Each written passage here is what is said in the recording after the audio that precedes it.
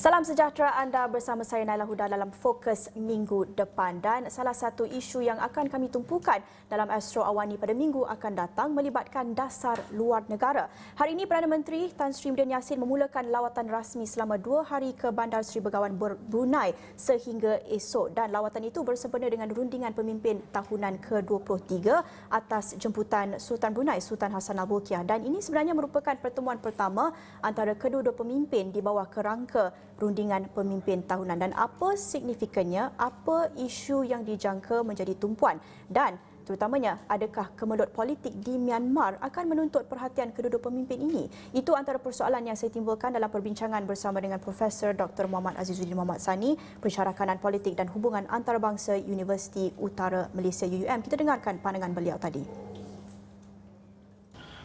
Saya rasa lawatan kali ini adalah lawatan yang juga merapatkan sebenarnya hubungan dua hala antara Malaysia dan juga Brunei, dan kalau kita lihat sejak memangku jawatan Perdana Menteri Tan Sri Muhyiddin Yassin telah melawat beberapa negara lah, khususnya negara-negara yang mempunyai hubungan rapat dengan Malaysia dan memastikan bahawa hubungan dua hala berjalan dengan baik. Dan kalau kita lihat Malaysia merupakan negara rakan baik kepada Brunei sejak Brunei merdeka pada tahun 1984, dan sehingga kini kita terus menjadikan Brunei sebagai rakan dagangan, dan juga kerana mereka dekat dengan kita dari segi budaya, dari segi agama, dan dari segi perjalanan politik juga hampir sama walaupun sistem berlainan yang diamalkan di Brunei. Tapi secara umumnya tujuan lawatan Tan Sri Muhyiddin Yassin, Perdana Menteri ke Brunei kali ini adalah khususnya untuk merapatkan lagi hubungan dua hala dan terus merancangkan sebenarnya perjalanan ekonomi yang kita hadapi sekarang ini kerana kita terjejas dengan COVID-19, dan diharapkan Brunei bersama dengan Malaysia sama-sama membantu untuk melancarkan urusan perdagangan dan juga hubungan antara negara, khususnya dari segi perhubungan antara rakyat lah, people to people, maksudnya rakyat Malaysia boleh ke Brunei dan Brunei juga boleh ke Malaysia dengan mudah. Jadi dalam konteks ini saya rasa perlukan perjanjian dan perlukan perbincangan lebih lanjut berkenaan perkara tersebut. Saya tidak menyangkakan bahawa intipati pada perbincangan akan mencakupi isu Myanmar, kerana isu Myanmar ni lebih dilihat sebagai isu domestik, khususnya isu yang timbul kali inilah berkenaan dengan batalnya pilihan raya di Myanmar, dan rampasan kuasa dilakukan oleh pihak tentera. Tapi kemungkinan juga isu yang bersangkut dengan hal ehwal penduduk Islam, Rohingya misalnya, mungkin boleh dibincangkan lah, sebab dia ada kait secara langsung dengan perspektif Malaysia dan juga Brunei untuk melihat keadaan itu dapat diselesaikan. Cuma kali ini saya rasa lebih tumpuan akan diberikan kepada isu dua hala, kerana kita ada banyak perkara yang perlu dibincangkan untuk memulihkan ekonomi kedua-dua negara sebenarnya yang terjejas teruk kerana COVID-19. Jadi saya rasa mungkin itu tumpuan yang akan diberikan.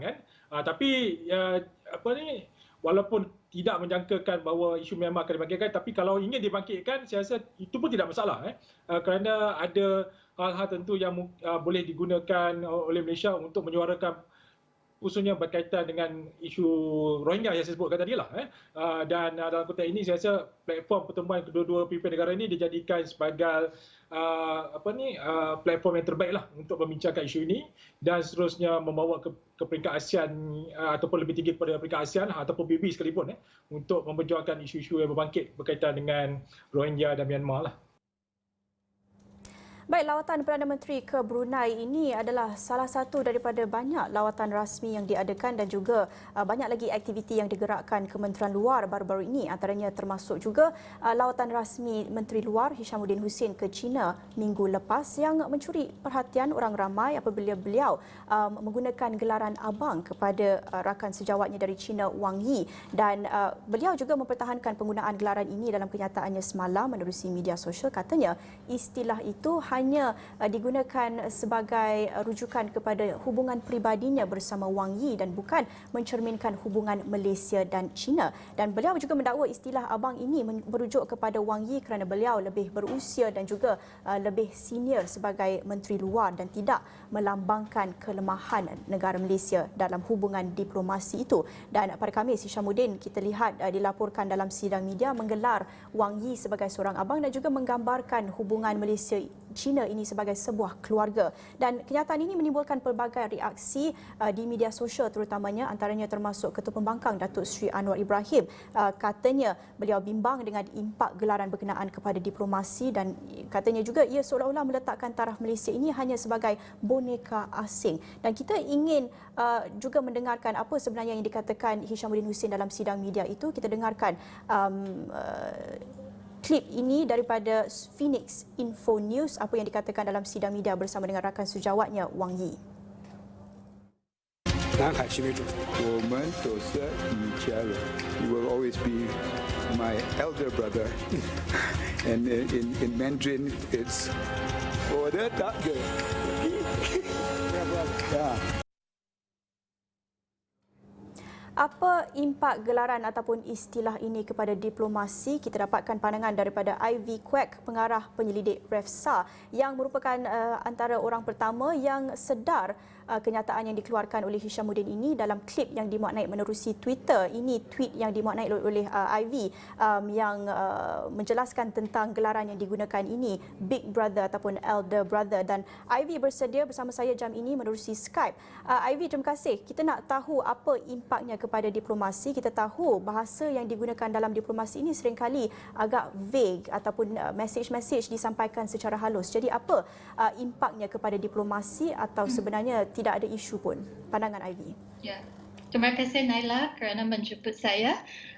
Pada saya rasa panggilan tak ke ataupun Abang Long ni adalah kurang sesuai. Ini kerana panggilan ini sebenarnya membawa maksud superior. Abang Long ini macam seolah-olahnya hubungan antara Malaysia dengan China ini tidak setaraf. Ini agak sensitif.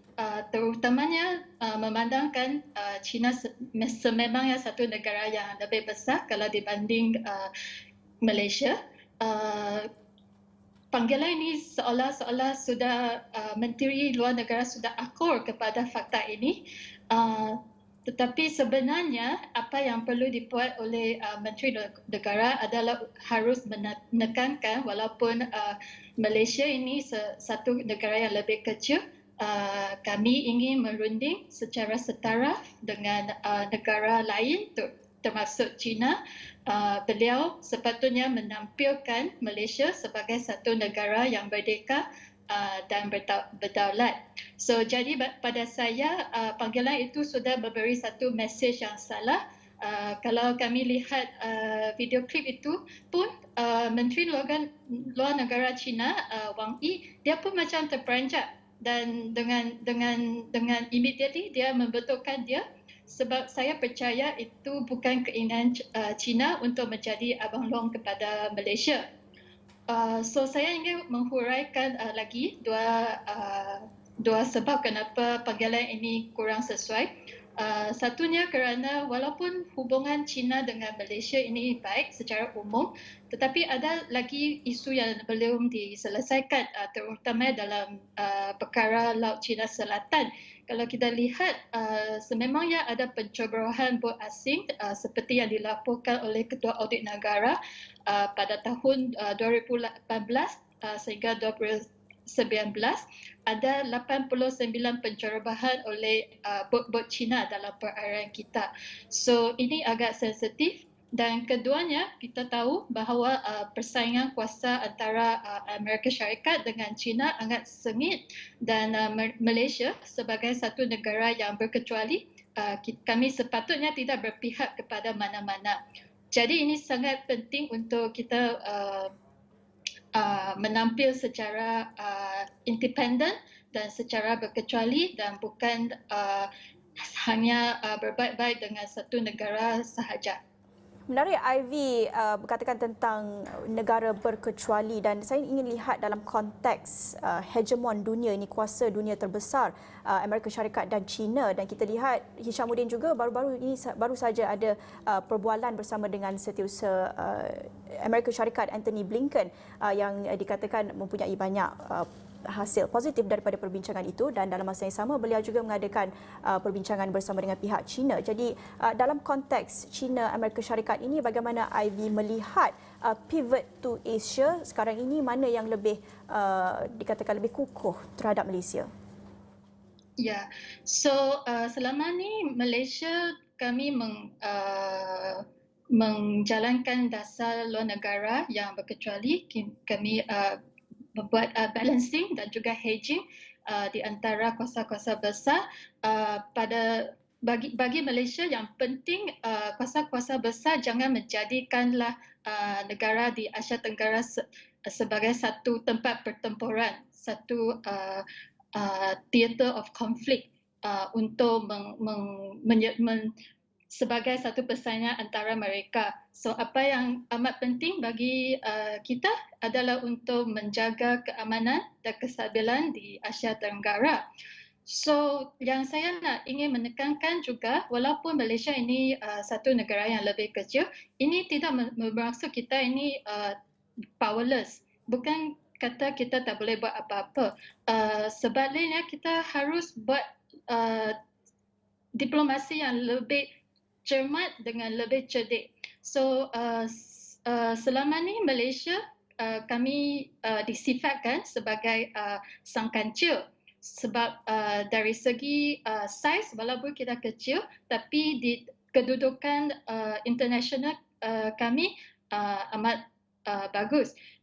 So yang disifatkan sang kecil ni maksudnya walaupun kita kecil tapi kami cerdik dan kami tangkas. So apa yang kami perlukan adalah diplomasi yang lebih smart, lebih cerdik dengan lebih cermat. Diplomasi yang lebih cerdik, mungkin itu juga yang diperlukan dalam kita mencari penyelesaian terhadap kemelut politik di Myanmar. Dan saya ingin beralih kepada isu yang lebih utama, iaitu berhubung dengan Myanmar. Dan antara tujuan asal Kementerian Luar China menjemput negara-negara ASEAN ini adalah untuk mencari penyelesaian kemelut politik Myanmar ini. Adakah Ivy melihat objektif itu tercapai dalam rundingan yang diadakan, ataupun masih lagi terhalang akibat policy of non-interference yang diwujudkan dalam ASEAN ini? Kalau kita lihat situasi di Myanmar memang sangat merisaukan dan juga agak rumit. So kita juga tahu sekurang-kurangnya 500 orang sudah menggadai nyawa dalam protes. So ASEAN ada tanggungjawab untuk membuatkan sesuatu untuk mencari penyelesaian dalam negara Myanmar. So kalau kita lihat Myanmar sekarang ini sebenarnya ada dua kerajaan. Satu kerajaan tentera, junta yang sekarang berkuasa, tapi juga ada satu community representing the Union Parliament, CPRH, yang kebanyakannya wakil dari NLD. So kalau kita lihat baru-baru ini ada wakil member di Persatuan Bangsa Bersatu United Nations, dialah dari CPRH. So yang paling penting bagi saya adalah untuk membawa kedua-dua pihak ini ke meja rundingan. Dan ini memerlukan usaha diplomatik yang sangat besar, perlukan usaha dari semua negara. So kalau kita lihat kerajaan barat dalam membuat sanction, tindakan sekatan, China sebenarnya ada pengaruh yang agak besar juga dalam Myanmar.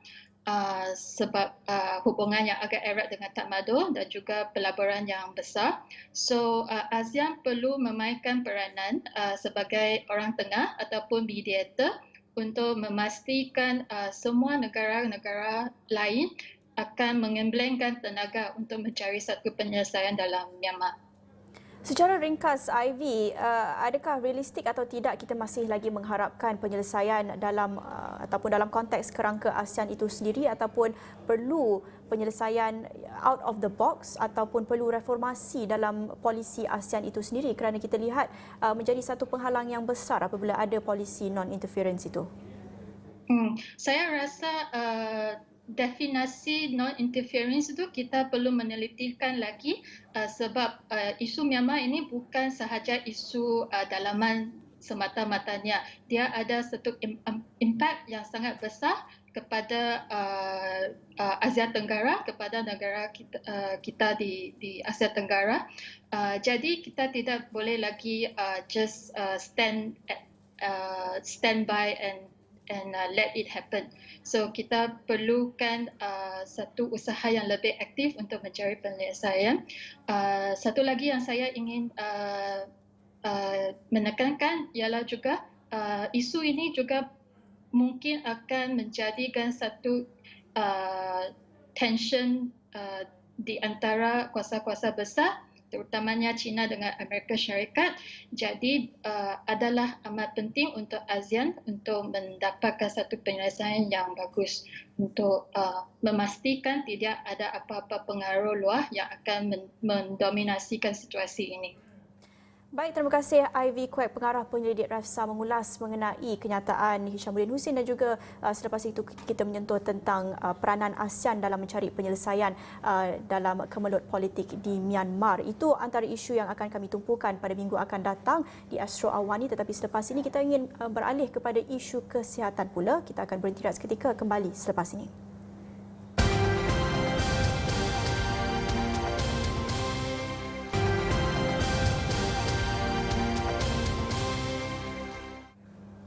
Bertemu kembali dalam Fokus minggu depan. Tidak boleh dinafikan isu kesihatan menjadi tumpuan dari minggu ke minggu sejak pandemik COVID-19 melanda dunia. Dan pada minggu akan datang, Astro Awani akan menumpukan perhatian kepada sambutan Hari Kesihatan Sedunia pada 7 April. Dan tema yang ditetapkan oleh Pertubuhan Kesihatan Sedunia WHO tahun ini, Building a Fairer, Healthier World for Everyone, menitik beratkan kesamaan, kesamarataan dalam kesihatan global, tidak kira latar belakang sosioekonomi, agama ataupun kaum. Dan apabila kita lihat isu kesamaan kesihatan pada peringkat global, ini berkait dengan masalah pengedaran vaksin yang tidak sama rata. Kita lihat negara-negara kaya membolot bekalan vaksin, manakala negara miskin masih lagi tidak dapat nak melihat cahaya di hujung terowong itu apabila terpaksa bergantung kepada sumbangan bekalan vaksin untuk melancarkan program imunisasi masing-masing.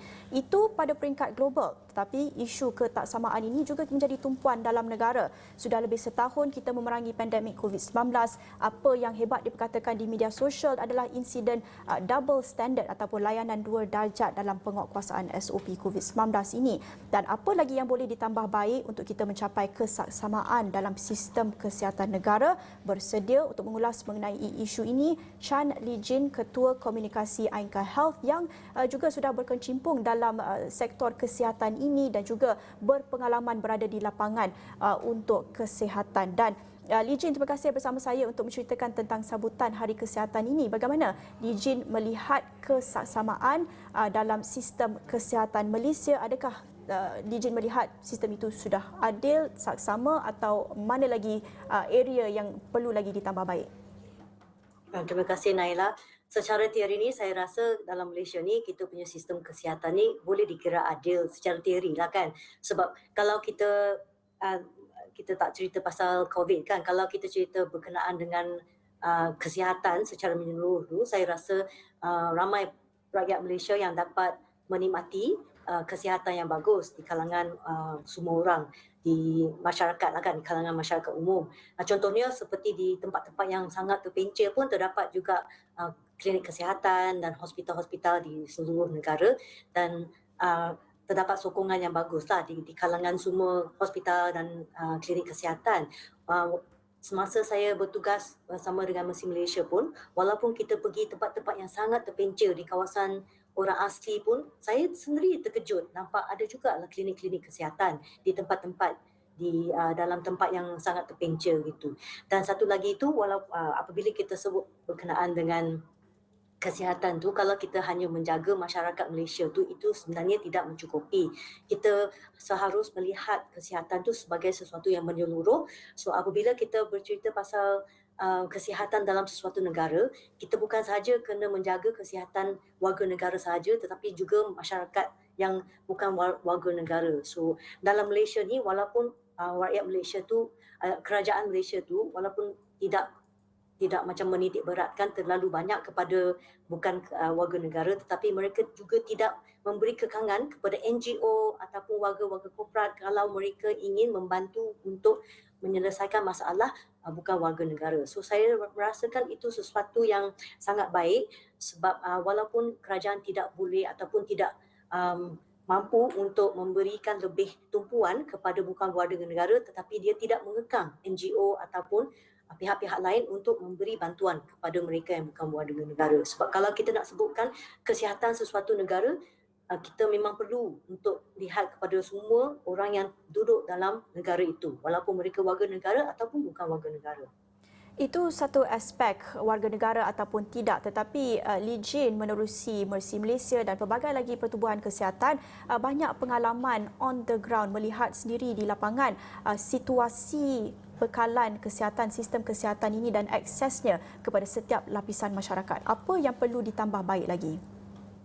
Saya rasa yang paling-paling pertama sekali di pelbagai tempat yang saya pergi, bukan dia punya akses. Sebenarnya saya rasa kita punya masalah yang terbesar adalah pendidikan ataupun cara penyampaian. Apabila saya pergi tempat yang sangat-sangat terpencil pun, walaupun terdapat juga klinik kesihatan ataupun tempat-tempat untuk mendapatkan rawatan, tetapi itu adalah satu masalah besar sebab rakyat Malaysia tu tidak mendapatkan the advice dan the rawatan yang diperlukan sebab mereka tidak mempunyai pendidikan yang cukup untuk kenal penyakit-penyakit, terutamanya penyakit-penyakit tidak berjangkit lah.